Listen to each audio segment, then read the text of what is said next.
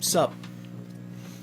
So, So, so this isn't our usual setup for the podcast. no, it is not. So this weekend, this Saturday, we're gonna be at a con. Yep. Animaticon specifically here in Cincinnati. Yes. I've got the glasses. So we are pre-recording this podcast. So for my end, you're going to be seeing K-pop photos and albums. Yep. And from my end, Weird Al and Half of the set. regular set, half of the set. Yeah, it splits down the middle with the Pokemon poster from Gen 3, I think. And the only reason it is there, if I may, this is shoulder hole. The shoulder hole, which I'll tell the story of. But hole. The shoulder hole. So, if I may indulge. Go for it. Go for it. Because I haven't told you the story, have I?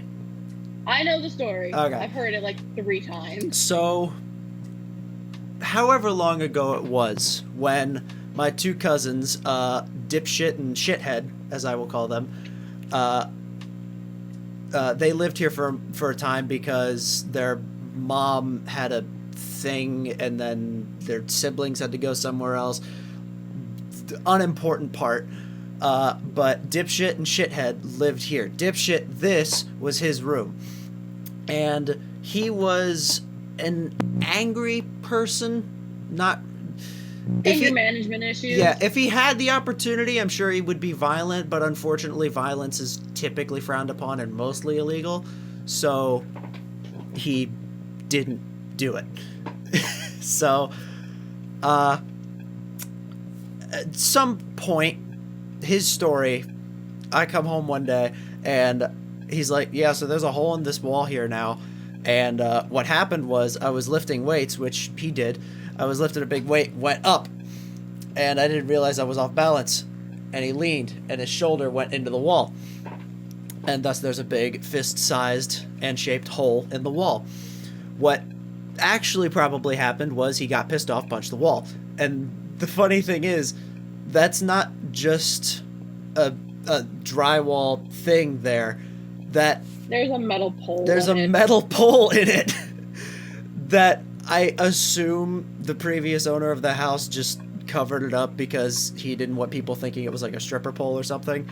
But who knows? I like to imagine Dipshit just rears back, punches a hole, hits the metal pole on the inside, is in pain, and just gets angrier.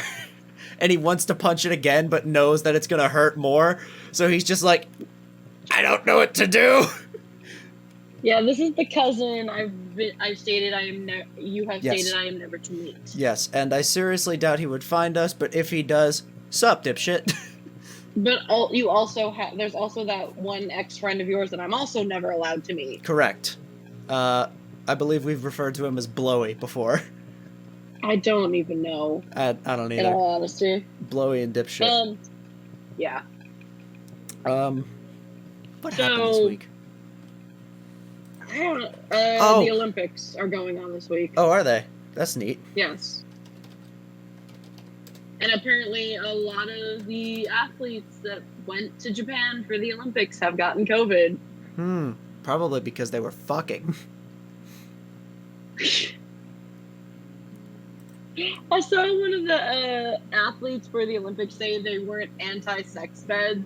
They're just supposed to be more eco-friendly. Sure. And I'm like, you're still sleeping on cardboard. Yeah. Yeah. But, do you know Slipknot that much at all? Yes. What? Okay. Because you may have heard Joey Jordison, I think their drummer. Yeah, the drummer for Slipknot, died like a day ago, 2 days ago. Oh, shit. Yeah. I actually didn't know that. Only 46 years old. I found out at work today. My boss came down and he's like, your generation's band. I don't remember their name. And I went, I don't know who you're talking about. He said, yeah, well, one of their drummers just died. And we found out it was Slipknot. So, I mean, sad for the band and the actual people that follow the band. In all honesty, I could not name you a Slipknot song. Like, Right. I know I've listened to them, but I could not tell you what song it is. Right.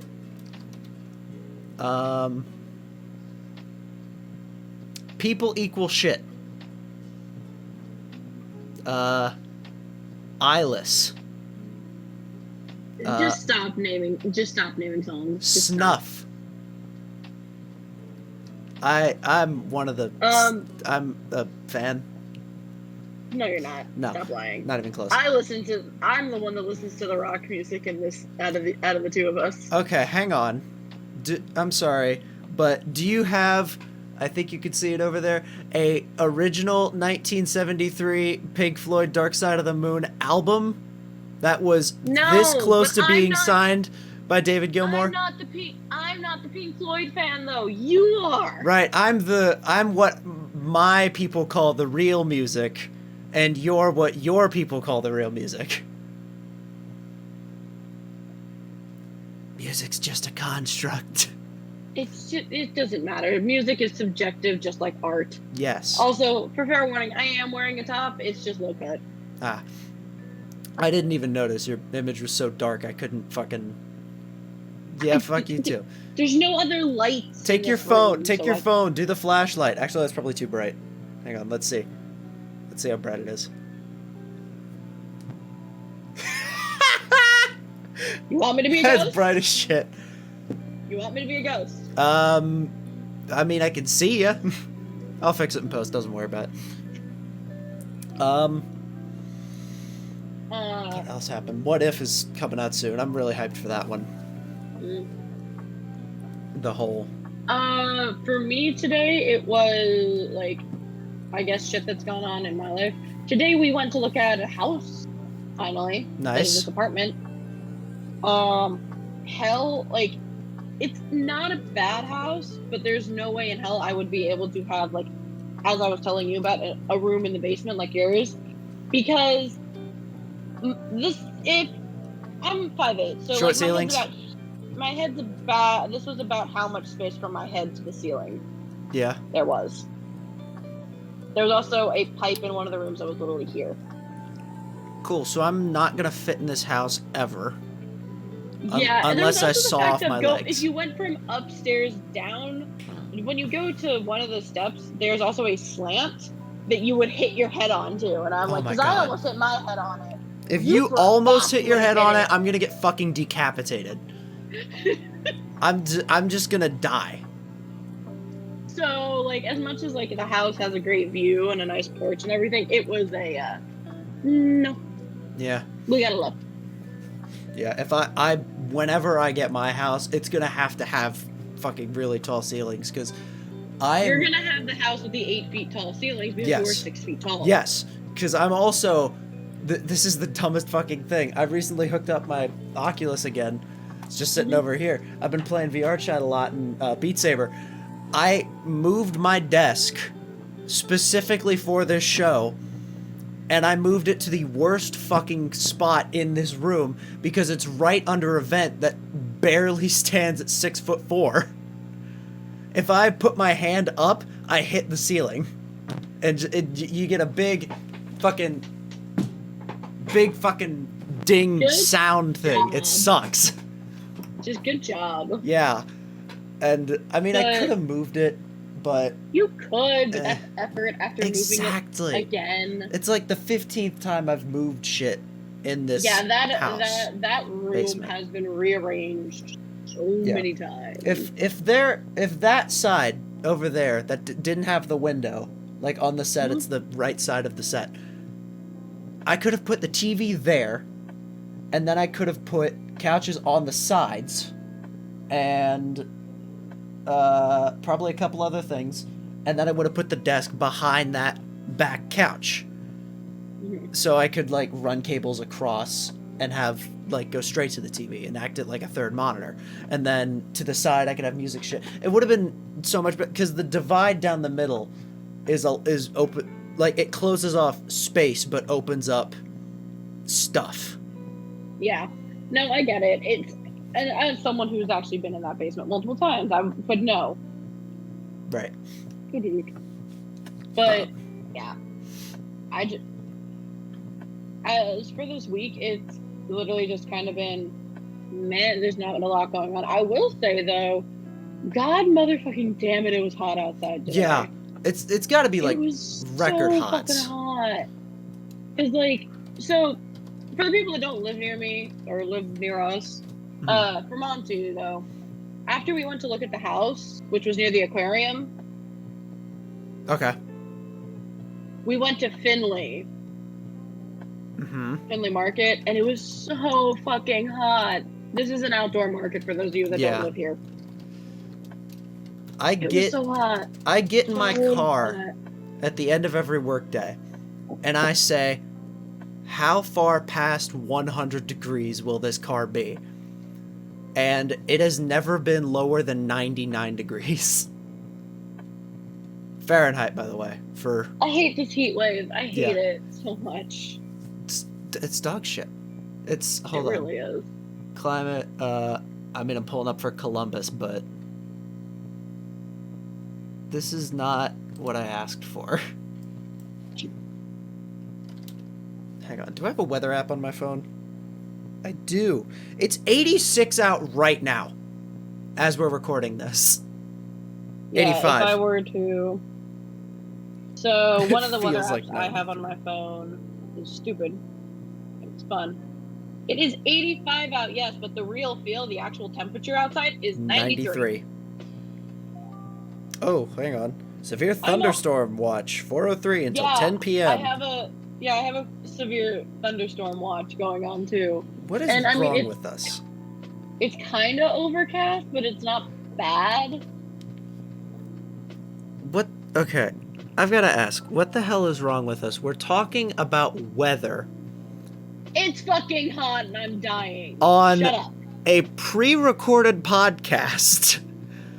We're talking about weather now for a podcast that's going to come out in 3 days. You're not wrong. How? That's like having an audio exclusive podcast talking about sign language. Do you have any idea how stupid that sounds? I'm not. You're not wrong. Why did we... What are we fucking doing?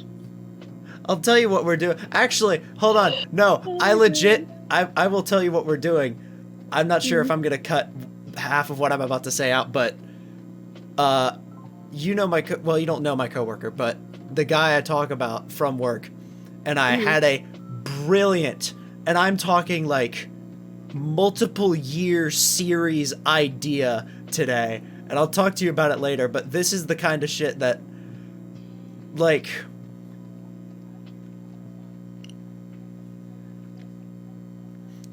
I don't remember how we came to it. I think, no, we did something like, we matched up like All Might versus like Omniman from Invincible.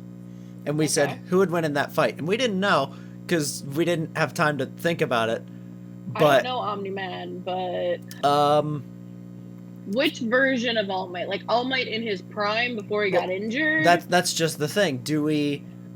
Because we came up with, like, oh, what if we fought every fictional character in a big, giant, like 100, maybe multiple thousand layer bracket to find out who the strongest fictional character is. And we'll probably end up with some obscure answer like, I don't know, fucking Dr. Manhattan or something.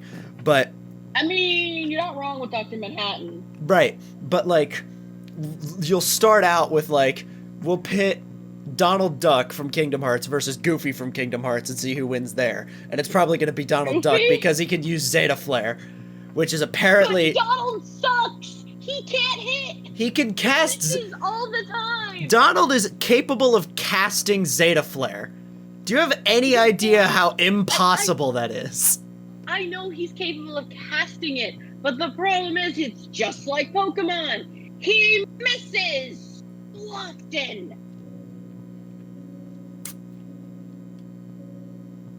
Even who fucking cares? This is the thing that you discuss on the show. to figure out, okay, so then Donald wins. But then, like, he ends up winning, like, an obscure amount of matches against, like, suspiciously overpowered characters. So, like, you get, like, fucking Thor versus Donald Duck. Like, MCU Thor, for example. Okay. Because, by the way, we would also be pitting, like, comic Thor, MCU Thor, mythology Thor, up to, like, alternate universe Thor from the different comic spinoff or thing. And, like, you get all of them pin up against Donald Duck, and somehow Donald Duck wins just based on statistics alone. Yeah. That would be pretty fucking entertaining. Exactly. But I will say this, since you brought up Thor. This was a thought I had earlier today, and it made me laugh a lot.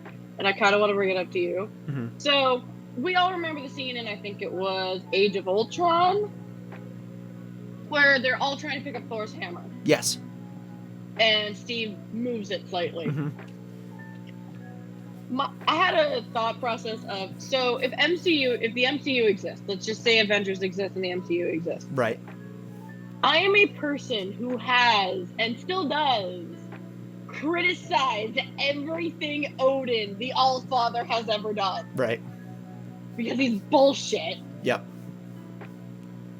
If I somehow knew Thor, I would laugh so hard if, wait, so, how do I pronounce his hammer again? Mjolnir. Mjolnir. So, Jonathan. correct me if I'm wrong. Mjolnir, if you can pick up Mjolnir, it means you're worthy of being the next king of Asgard. No, you... Maybe? Hang on. If, whoever holds this hammer, if he be worthy, shall possess the power of Thor. I don't know worthy of what. I guess like... Either way. Pure of heart would fight for a cause outside of yourself, not caring what happens to you. Okay. Very vague, but like... Either way. Right. The joke was, because that's where my brain is going with the whole next king of Asgard. Mm-hmm. Imagine him, like, big macho Thor, Mm-hmm. seeing itty bitty me. I am 5'8". He is a giant. Yep. Just.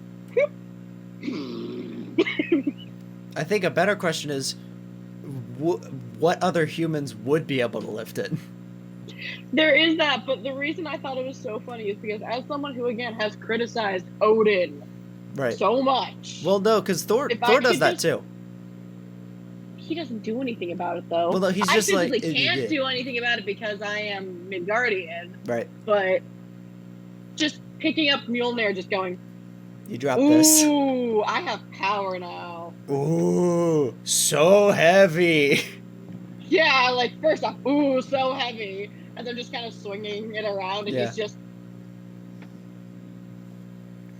Because the first thing I would do is, A, somehow get myself to Asgard. Yep. Secondly... Summon Heimdall. Just kick Odin off of his fucking throne and call him out for his bullshit. And then immediately ask where the seals are to unseal all of Loki's children. Because Vanir doesn't deserve that. Jormungand doesn't. Neither does Hel. And fuck you, you're riding your own grandson like he's a horse. Fenrir is dead. Alright, we're still talking MCU, right? Sure, I've never watched Ragnarok. Fenrir was dead. Hela was imprisoned because she went completely batshit insane. And as far as I'm concerned, the horse and Jormungand they don't exist. Because if they did, I'm pretty sure there would have been something about it by now. Either way, fixing all of Odin's mistakes. Right. The Nine Realms, bullshit. The Infinity Realms, Asgard is just the overwatcher of everything. Because we're gods. Why not help everyone? We're only going to help these 9 realms because... Here's the thing. I feel like so many people would tell me, but why are you helping Loki? And he does so many terrible things. I'm like, it's literally in the titles of his domains as a god. God of mischief and chaos. Why am I going to stop him from doing what he's supposed to? Right. Like, if it was Thor who was acting up, then yeah. He's the god of thunder and lightning. Yeah. He shouldn't be acting up. Far more dangerous than It's just a prank, bro. You know?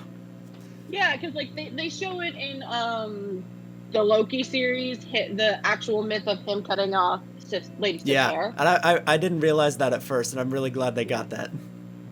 Because the actual myth is once he cuts off her hair, which for a good laugh, which it actually was for him, he then goes to one of the dwarves for new weapons for Thor and the Allfather and hair for Lady Sif. Hence why Lady Sif is actually depicted as a blonde, because he gets her a set of hair from the dwarf. Isn't it golden hair? Gold. Yep. Yeah, it's golden. So she's depicted in most art as a blonde because of this. Could that be where angel hair pasta comes from? No, because that's Italy, and Italy probably has its own superstitions around it. Fair enough. It's But probably like angel also, hair. You want to know what that myth also takes into place? It's where Thor gets Mjolnir from. Because it's a gift. It is a gift to, in actual Norse mythology, Loki is blood brothers to Odin. So it is Odin's spear is a gift from Loki to his brother, and a gift to his nephew is the hammer. So I find it funny how the MCU is always like, well, Loki could never lift the hammer. Loki, who gave it to him. You sure about that? I like how I convinced you. I think whenever sometime last week we were watching Loki, you kept saying I can't watch this. Because I'm so attuned to the Norse mythology. It's wrong. Stop having fun. And I just went, think of it as a fan fiction. And I got you, because you went, done. I've got it. I can watch it now. I knew exactly what to say and how to get it fixed, and it worked.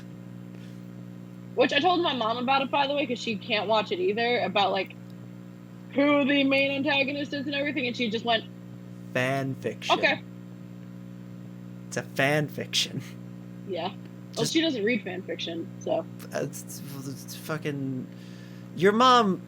Okay, hang on. I'm gonna have a mental breakdown here for a second. Your mom... fucking miss... Shut your whore mouth, child, to you, and probably me at some point, and I forgot, who also cosplays, and is just generally also like both of us, where something goes wrong, it's not, oh my goodness, like a parent would, it's, what the fuck? Because parents don't say that normally. Doesn't read fanfiction. She can't read on her phone. So she doesn't read it. Oh, cause she's just blind. Like no, me. She doesn't like reading on technology, so she doesn't. Gotcha. But yeah, no, so that's fun. Yeah. My tattoo is healing well, by the way, but you can't see him. Oh, the guy. Little buddy's healing well. Yeah. Healing He's decent. healing well. But tomorrow, apparently, I was supposed to go kayaking with my sister-in-law, my brother, and my mom. And only for my mom to tell me yesterday, and for me to message my sister-in-law going, I got a new tattoo. Me in direct sunlight right now is not a good idea. Yeah. That's, yeah. Get sunburn on it. Fuck no. Also, don't at me. I like how I'm leaving your house the day I dropped you back off after you got the tattoo, and I'm like 2 seconds pass, and you text me, Mom doesn't like the head, and I just went, oof. Just kept driving and ignored you. Here's the best part about that. When I first showed it to her, she didn't recognize why I wanted to get a 9-tailed fox. And then we cleaned it up. And I called it the name Kurama, which is the name of the 9-tailed fox from Naruto. And it clicked. And she was like, oh, right. And I was like, no shit. Yes, Naruto. Anime. Yes, something you still haven't watched that you actually might, because there's a lot of violence in it. What, Naruto? Yeah. They're ninjas. Ooh, I had a ninja phase when I was 11, 12 or something. I remember making a Christmas list one year, and I asked Santa for a ninja. Wow. That's how the fuck? Like I said, if you can't pull off, I remember I said if you can't pull off a ninja, get me an Xbox instead. I was like, I'm a slide him a cheap one. If he can't get me a ninja, I'll get an Xbox. But if he can get me a ninja, I'll get a fucking ninja. I'll be the coolest motherfucker in middle school. And then like 3 days later, I think I was sitting in my car or sitting in my mom's car. She was driving us somewhere, and I was like, "Hey, I have a question. Santa's not real, is he?" Like, there's no physical way. Also, not all countries celebrate the Christian Christmas or the Catholic Christmas. Mm-hmm. So, does it make sense? Are you lying to me? And she went, "Yeah, I'm lying to you." And I went, "Bullshit! Heresy!" It's better than me when I was... Okay. I never once liked Santa Claus, nor did I ever believe in him. Mm-hmm. So, I have a late birthday. I'm born in November. So, my first Christmas and first meeting of Santa, I was like 2 months old. There is a photo of this, mind you, and it's funny as shit. Right. So when we went to the mall for, new baby has to meet Santa pictures, that always happens here in the States. Mm-hmm. The minute my dad put me in Santa's arms, I started screaming and crying. You could sense the child predator, probably. So my dad picked me up, and they had to actually walk around the mall and get me to fall asleep. Oh my god. To get the photo. And literally, I've always had an irrational fear of him. So anytime someone brought up Santa to me, I'm like, old creepy man that breaks into your house. No. Yeah. Like that's. And the best part is the only other time I have a photo of me in Santa's lap was on a military base, because I knew who was dressing up as Santa. I knew the private under the mask. Right. I even pulled down the beard to make sure it was who I thought it was. That you bring up a great point, by the way. Fucking the idea of Santa is kind of fucking creepy. A billion-year-old man once a year, every year, for all time, breaks into your house and leaves gifts. Yep. And oh my god, I forgot. Apparently there's lore, by the way, in case you didn't know this. Yes. There's an anti-clause. There is an anti-clause. And he goes, oh. Yeah. Krampus is funny. But and I don't know if that's Krampus or if that's a different thing from Krampus. No, but it's Krampus. Is Krampus it? Okay. is anti-clause. Okay. Krampus is the name of anti-clause. But this song was enough for me as a kid. He sees you when you're sleeping. He knows when you're awake. Right. Fuck no. Fuck that.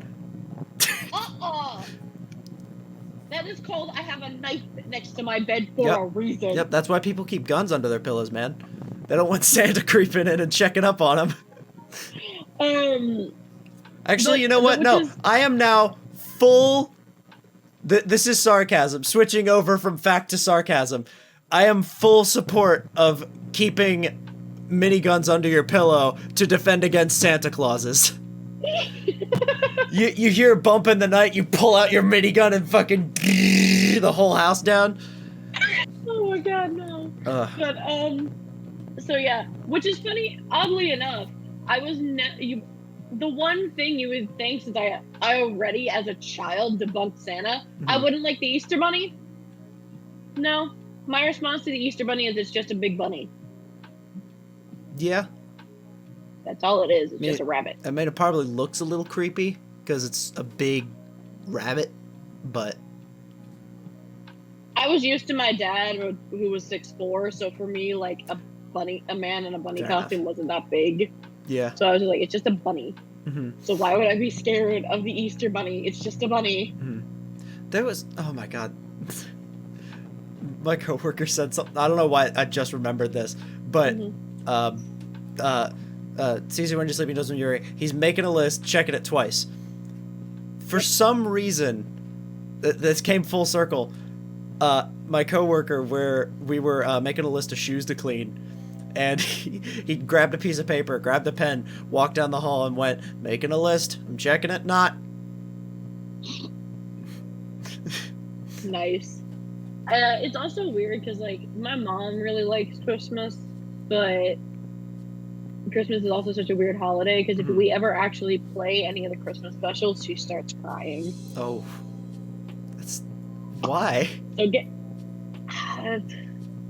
in all honesty, I think it has to do with my grandparents and how they raised her and how they were never home. Because her birthday's in the end of January. So for the very long time, my mom didn't actually have a birthday party. And when she did start having parties for her birthday, it wasn't a party for her birthday. It was for the Super Bowl. Because the Super Bowl landed on her birthday. Oh my God. That's mean. So for a long time, when me and my brothers were kids, she tried a lot to keep the whole Santa thing going on as a way of keeping, like, her kids happy. And the holiday spirit and all that, when literally me and my brothers just got older, and it's like, especially in my case, who I already didn't like Santa Claus. Right. It was like, no, stop trying to tell me it was Santa. I know it's not fucking Santa. Don't like him. So, yeah, it has a lot to do with my grandparents' teaching methods, and I need to go grab the charger for my computer because it's about to die. Oh, great. I get to do an improv story. So, yes, have fun. There were two dudes. They walked into a bar. One of them ordered a Guinness, and the other one ordered a whiskey. And the joke is, the guy who ordered the Guinness was actually from Scotland. Recording for the podcast, so there's some. You're still on a mic, by the way. I know. It's my mom was asking me a question. Oh. But it sounds like you're, like, right next to the computer. But the guy that ordered the Guinness was actually from Scotland, and the guy that ordered the whiskey was from Ireland, and they were really good friends, and they just had each other's beer to have a funny joke, and there's no actual joke to this because they enjoyed each other's company and they were good friends. Are you even wearing a shirt, or is it just a bra? It's a bralette, so technically it counts. I don't think we can post this. I just have to censor your whole camera. It's fine. And then I'm imagining now, it's just like every like moment that it's not hair here, I just have to censor like the whole image, and we don't explain it until the very end. Oh my god. Oh god. But yeah, no, so like Christmas is fun. It's a weird day. Also, for my own sanity, celebrating my birthday is also very strange. Yeah. Because I'm born 2 days after Halloween on the Mexican holiday of Day of the Dead. Ooh. So it's always like a 50-50 chance on telling my friends, because I had a lot of Hispanic friends growing up, on should I celebrate my birthday and have a birthday party, or are we going to Dias de los Muertos? So that was fun. I also stopped having birthday parties when I was about 6 or 7 because I just didn't care. Yeah. I didn't care enough to, in all honesty. I also didn't have a lot of, like, I had friends, but I didn't have a lot of, like, close friends for a party. So it was always like, oh, it's people I talk to in school that I honestly don't care about. Right. I mean, please. I was gonna say, you've had a party. Don't say you don't have parties. No, I'm not saying I don't have parties. I said I would have them, but I've been having them, like, less because I also don't like people. Yeah. Like, I was telling that Eli was at your birthday party. Yeah. Okay. I met Eli, Jesse, your cousin. Right. You did meet a lot of people at the birthday party. Now I want to talk about a tradition. For a long time, this isn't sponsored or anything. This is just literally a tradition that we have. Maury's food company made a frozen unbreaded fish tilapia, and they put it in a box, and it was white, and it had like green accents and stuff on it, and that was the tilapia my dad would get, and he would make that every once in a while. It was really good, and I liked it. At some point, and by the way, Dad, kind of a, not even kind of, 100% fucking hoarder, but I gotta give him a little bit of credit. Every box that he saved, he used for Christmas and birthday presents for every single person in the family. So at one point he used a tilapia box for like a t-shirt or something. Gave it to, I guess, my uncle. And my uncle gave it back, the box, in a different present, in a different present later. And then we said, okay, now we have the box to use again. Sent it back again. And then our uncle thinks, oh, this is a joke, so sends it back. By the time we got it back the second time, we said, we have to keep this going forever. So it kept getting passed around through like different families, and it would eventually continue ending up back to us. At one point, I got it. Dad dies. I say, fuck, who do I give this to? Eli, here, you take this, but remember to give it back. I had to explain the entire lore of the history to him. Then he gave it back. I think we have 2 in circulation. I think I have one, and I think Eli has one. And we haven't been able to have an in-person party since fucking, like, 2019. COVID. So, I don't know when we're going to be able to do a party again. 2020. I met you in 2020. Whenever the fuck it was. Up here right before New Year's, and your party was right before shutdown. We also kept forgetting to send it back to each other. So, nice. Somewhere. Who has the box? I don't know. Somewhere in either my garage or Eli's apartment is a Maury's tilapia box. And the cool part about this that I've forgotten to tell until now, the cool part about this box, Maury's doesn't make that tilapia anymore. They still make fish, but they don't make that specific box anymore. So the box is its own bit of history because you can't find it anywhere.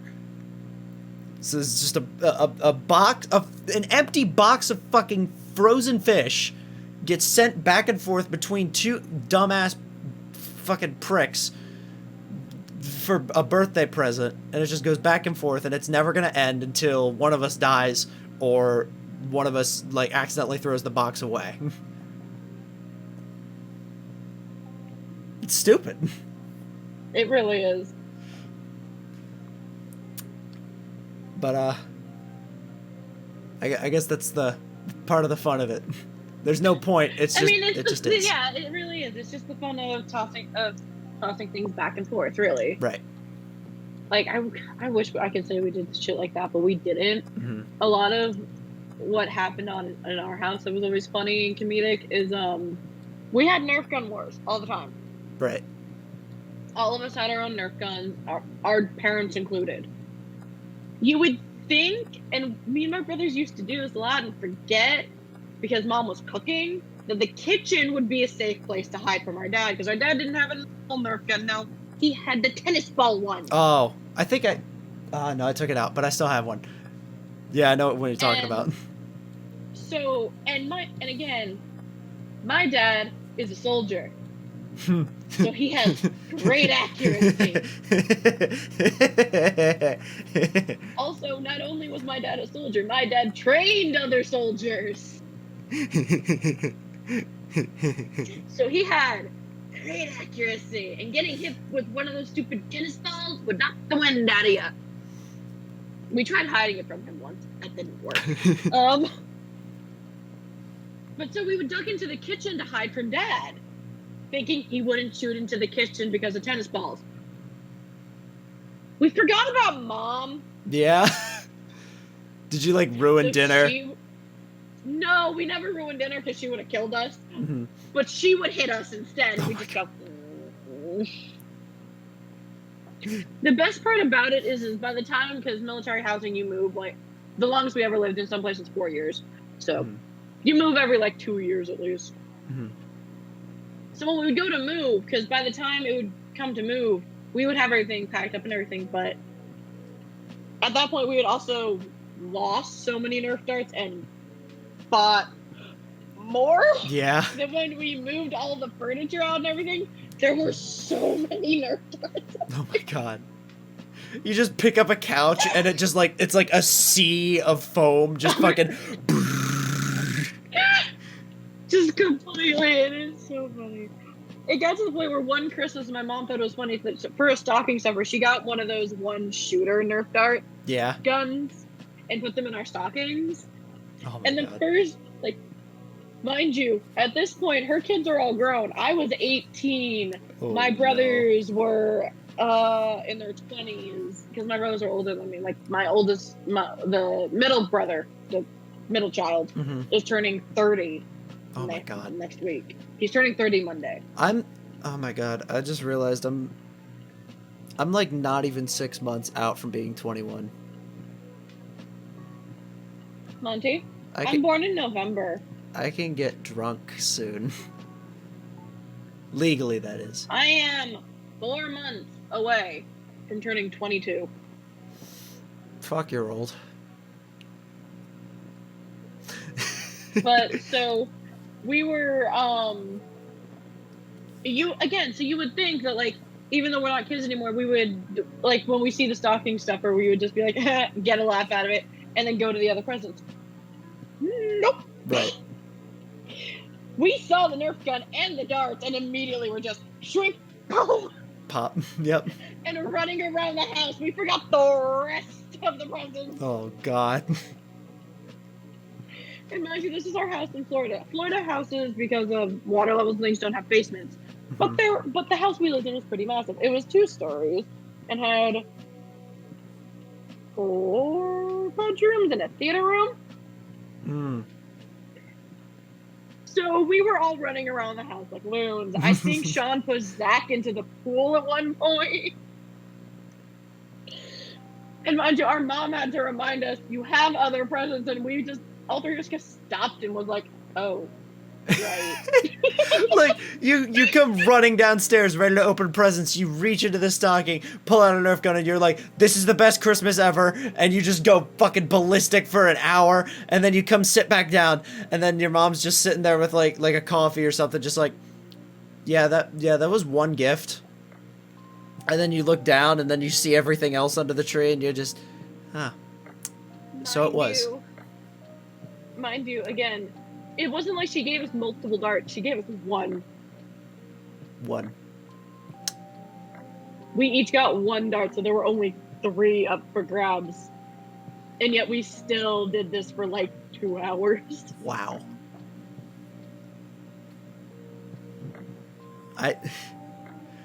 We were adults! Yeah, the best story I have with Nerf, by the way, is just fucking... I took karate for 5 years. I have a 3rd degree black belt. Yes, the program was watched. Don't at me. They would have Nerf war nights every once in a while, and I don't know how to ask this. I asked, is any Nerf gun allowed? And they said yes, as long as it's like actually a Nerf gun and not a real gun, because no shit. And I come in with, for the Nerf nerds, I will say the Vulcan X90, or whatever the fuck its name was. For regular people, it's the Nerf minigun that can shoot 50 bullets in a row. Bang, bang, bang, bang, bang, bang, bang, bang, bang. And I walk in with that, and my instructor looks over, sees me, goes, oh, hey, Monty, how's it? I see why you asked. Well, I mean, we're still gonna have the competition, but I'm sure you're gonna win with that thing, so, I'm glad you have fun. Actually, no, I remember that because it came with 2 belts, 25 darts each, and you could only shoot 1 belt at a time. You had to take it open, put the belt in, close it, and then run the whole thing again. But I realized that each end had screws in it. So I could unscrew it, clip them together, screw them back together into one big long chain, and in the middle would just fire, but there wouldn't be anything. But it would just keep going after that. So I was able to have 50 rounds carrying around this big honkin' fucking... Oh, I have to still have it somewhere. You probably do. I'm gonna go get it. I know where it is. Oh, he's found it. Improvise a story He's or found something. the Nerf gun. Oh no. I'm so lucky I'm not actually there with him, otherwise he would probably shoot me with it. You think I'm joking. You really think I'm joking, but I'm not. He would so shoot me with it. And then I'd have to grab one of his other guns. Yep. By the way, it was called Vulcan EBF 25, apparently, not X90. Yep. As I have been There it is. instructed to believe. Fucking humongous. Doesn't sound as good as like the newer guns, but yeah. Took, by the way, I think 6 D batteries. I can open. Sounds about right. Yeah, I can open this and find out right now. Actually, that's the fun part. Where's my screwdriver? Somewhere in here is a screwdriver that doesn't fit. 6 D batteries, let's just say, for the hell of it. Yeah, well, just for the hell of it, yeah. Yep. Big ass motherfucker is what it is. Mm-hmm. And I had to Well, write. while we're on the topic of demolishing people, so I came across this earlier. It's Monty and I have, I think, discussed it here on the podcast. We're both nerds and like D&D. Yep. So I came across a TikTok that was talking about how you have that one toxic player that goes, I've been injured, heal me. And the cleric's like, the boss is on like 1 health. I'm going to use a spell slot to, kill it instead of heal you because the fight's over. There's no point. Only for the toxic player to be like, no, you're the cleric. You heal and that's it. And I'm just like,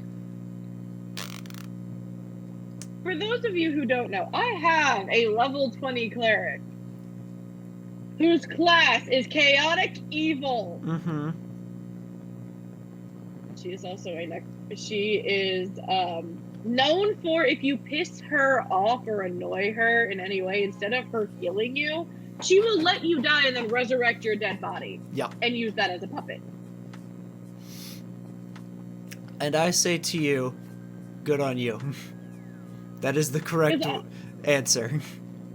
Because every time someone goes to tell me, because I play a cleric, that I am a good character, I laugh. Because I am the character that goes, oh, you're a cleric, so who do you pray to, your patron, like your patron and all Satan. that? And I'm like, you want an answer? You really want an answer? I can't speak their name, for I do not have the vocal orifices to pronounce it correctly. No, you want to know the answer? Oh, Death. Death. Thanatos. That death. Oh boy. I want to meet this character. She is so much fun because she's my God. also a 8 feet tall elf. So she looks down a lot at the other characters in her party, including the tank. I want to meet this character. I can use her in a campaign. She's a lot of fun. Oh man, I want to get that campaign started, but we don't have anybody. We have you and Eli and me. And we have no one else. I can see if I can get my friend Andrew on campus to do it, because I feel like he would. We can see about that. We'll figure something out. Yeah, we'll figure something out. But she's so much fun because, like,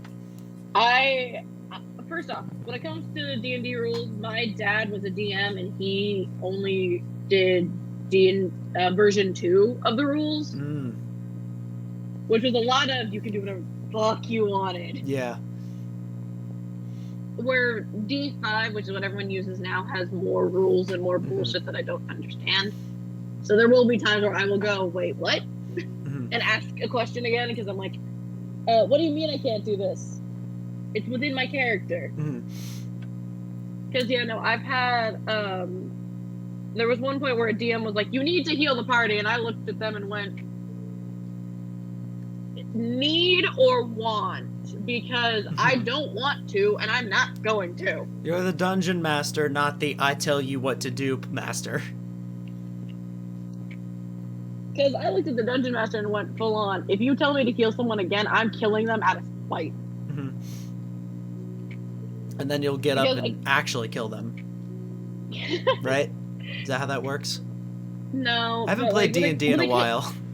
Here's the thing. With the class of chaotic evil, not chaotic neutral, of I'll just watch the insanity happen.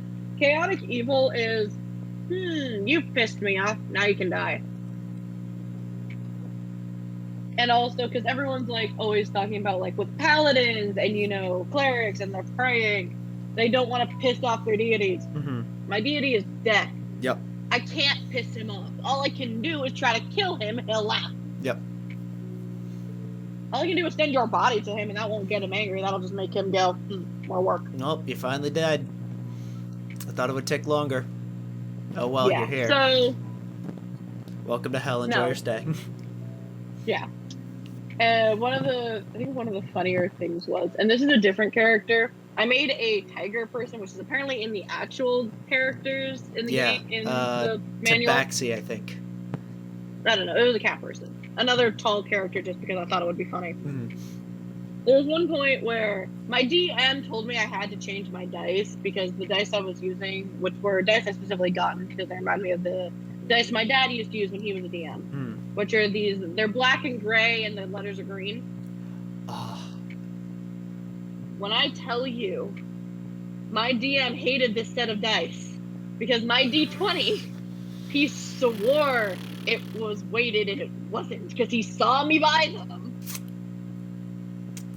Almost every single roll was either a nat 20 or an unnatural 20. So midway through the game, I had to change my dice. And because of that, anyone that plays Dungeons and Dragons will tell you when you have to change dice halfway through a game, your dice are about to hate you. Superstition, it's all in your mind, man. It's not in your mind though. It's not. It's been proven so many times. I will make it a house, like, because the way I want to do a campaign, because I wanted to do a campaign like this for a while, 100% improv. Like, I take the D&D handbook, I throw it away. I take any written story I have, like, I'll have, like, a base starter sentence or something. Anything other written stuff that is, like, to determine what's going to happen, gone. Trash. Anything that happens within the story from the characters or from the players, that is how the world gets built. Okay. So they say, is there a port city anywhere on this continent? And then I go, yes, there is a port city in the east. It's over there, and its name is this, and you can do this, and then that's how it builds. And then you go out to sea. You can find islands that it's, what's the word? Procedural generation.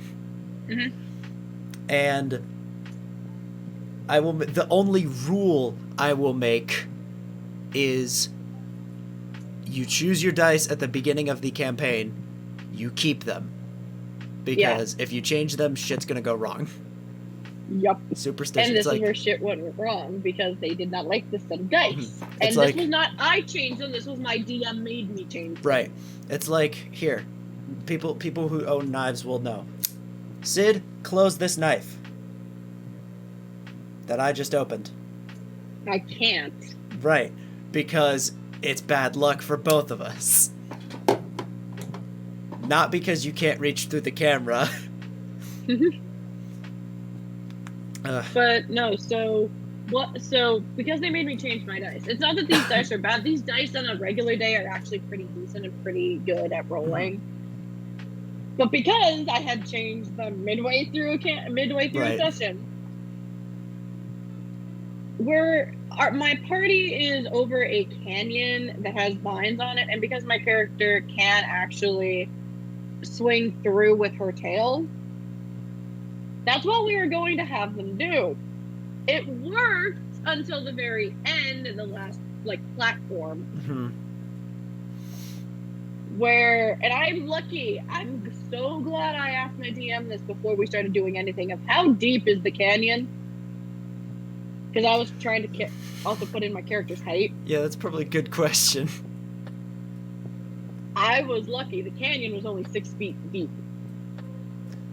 Okay. But the reason they were swinging over it is because cat person doesn't like water. Because there was water at the bottom, so she was just, no. I don't want to nitpick, but 6 feet to me doesn't sound like a canyon. That just sounds like a drop. Yeah. That's not, Either way, I'm just not trying even, to get... I'm trying to get... Right. Sorry. I'm picking apart your story. I'm trying to get the visual of what it is. But...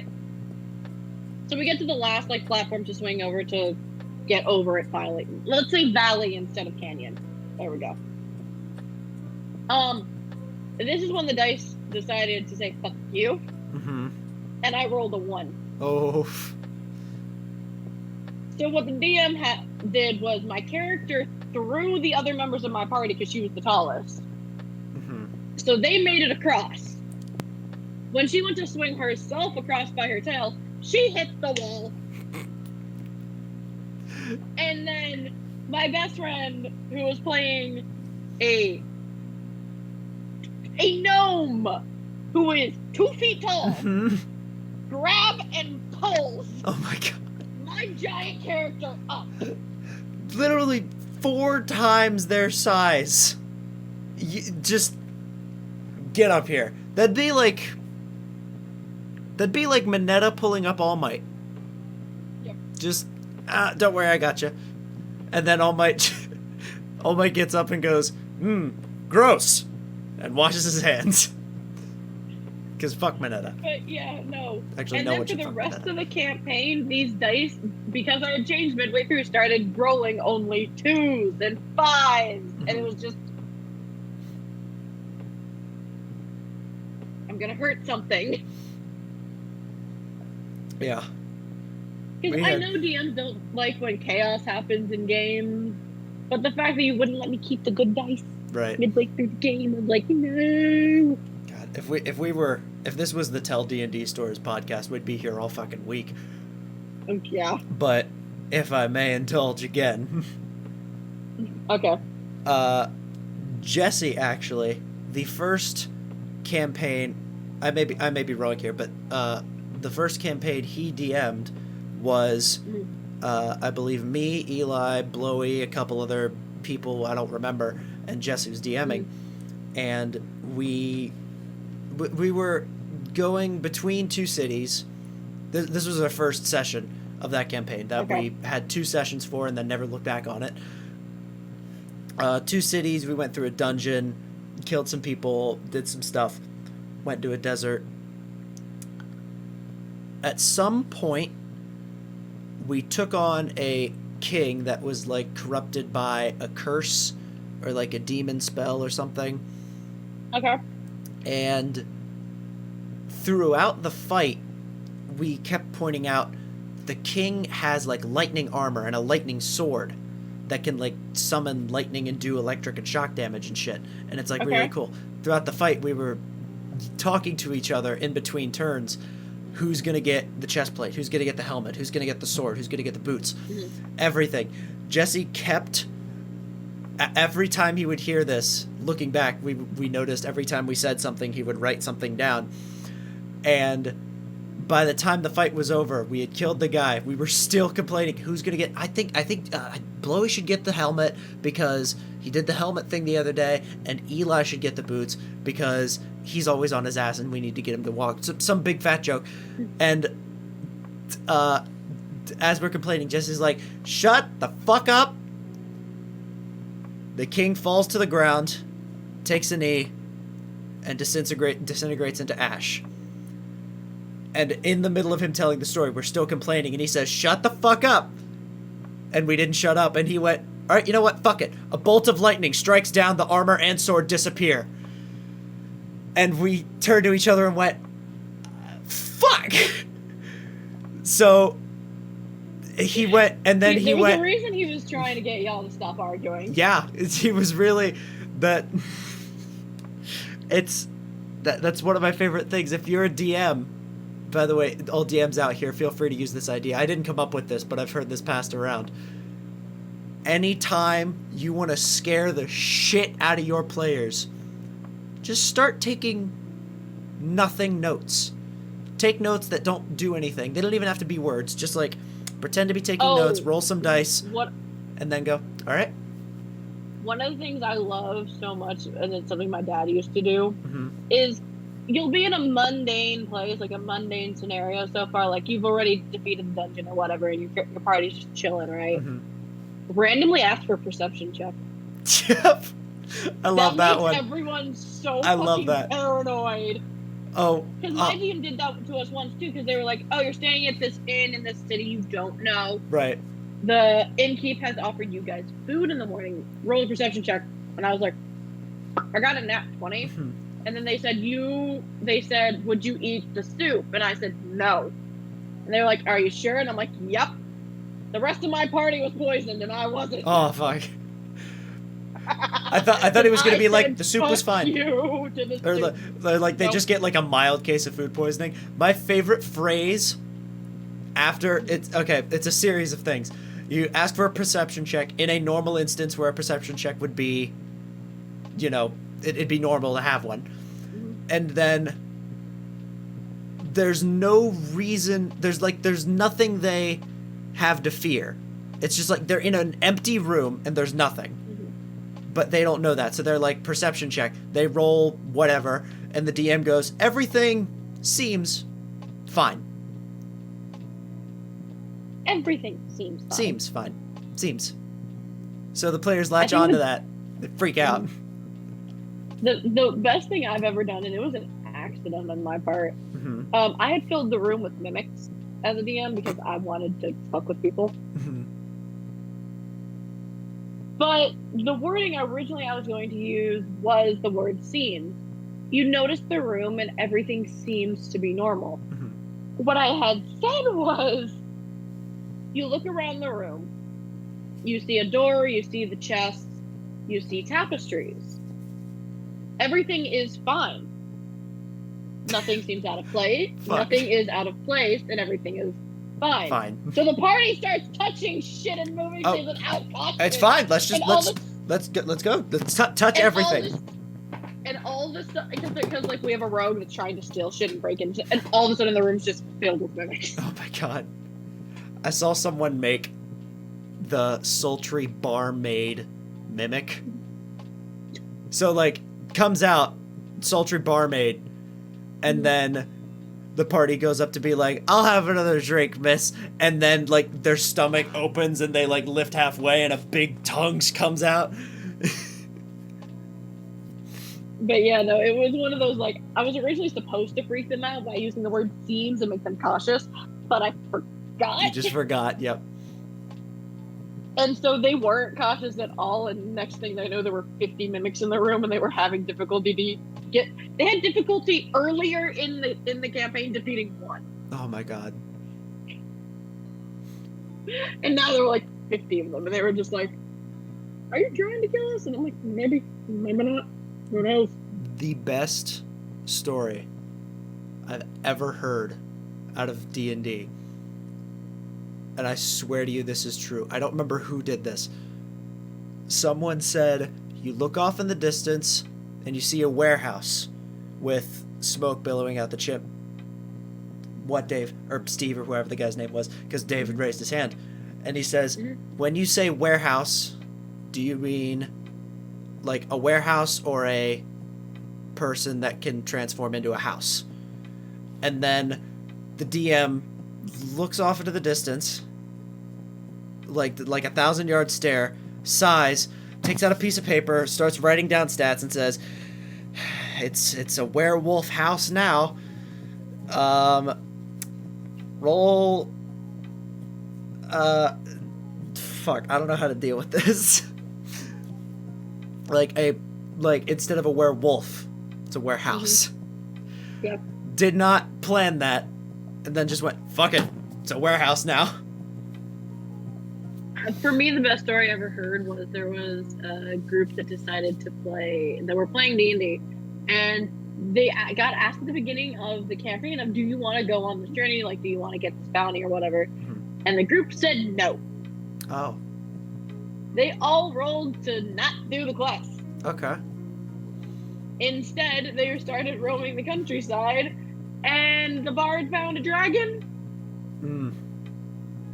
And we all know what bards do when they see dragons. Mm-hmm.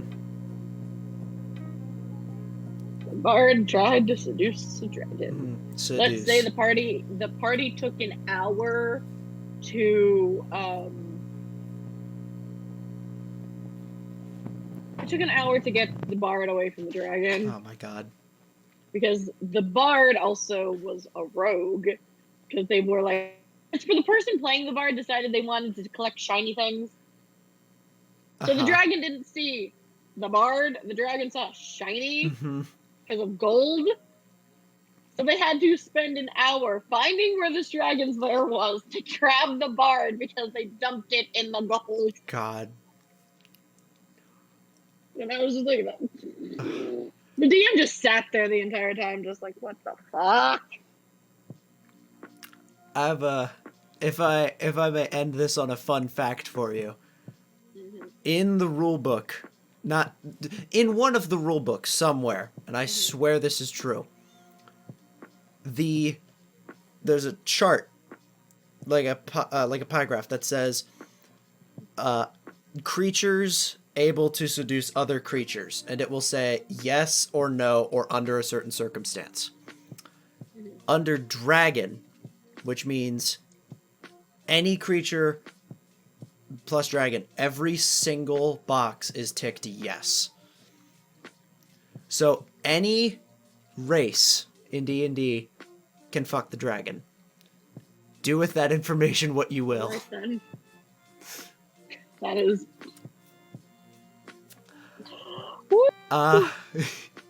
You got any closing statements? Wow. Yeah, it's about right. Respect your DMs. Respect your clerics because they will say fuck you. Mm-hmm. If they're healing you, don't be nice. If they're your here's a fun scenario for you when it comes to clerics.